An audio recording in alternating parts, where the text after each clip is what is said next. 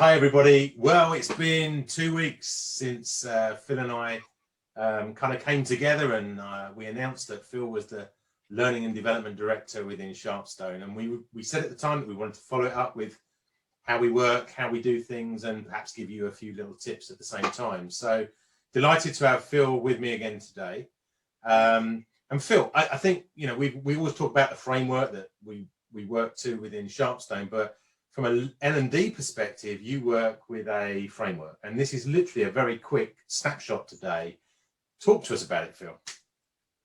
So I'm an authorised partner of the 5 behaviours, and those are building trust, so building trust within your team, mastering conflict, so having healthy conflict within your team, and then moving into achieving commitment, so goals. So we have this goal-driven team together to achieve a commitment. And then the hard one is accountability, so peer-to-peer accountability, so holding each other accountable for our behaviours around the goals, and finally sharing results, so that high-performing result. So that's the framework I work within. Brilliant. So this is more about, rather than being transactional L&D, it's about changing the behaviours to create an environment where we get long-term benefit and return on investment, rather than a snapshot in time that we see happening all the time. That's brilliant. And over the next few weeks, we're going to talk about those 5 behaviours in a bit more detail. But to finish this video off, because it's going to be a very quick one today, what are the top tips or the top questions that you would ask any organisation now that can start to check that health?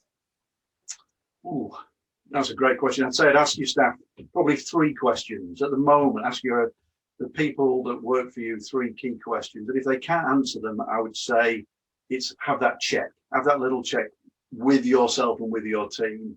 And I suppose the 3 key questions I'd ask the team would be: what's expected of me, how am I doing, and where am I going?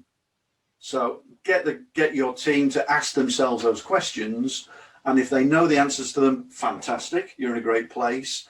If they're struggling to answer any of those questions, then it's time to offer them help, to some coaching, some mentoring, to get them back into a place, if it's from a work perspective or a personal perspective. Brilliant. Thanks, Phil. That's it for today, guys. We'll be back very shortly, where we'll be focusing on elements of each of the 5 behaviours, but also giving you some real tips as to some of the things you might want to look out for in your organisations as well. Thanks, Phil. Great stuff. We'll speak to you all soon.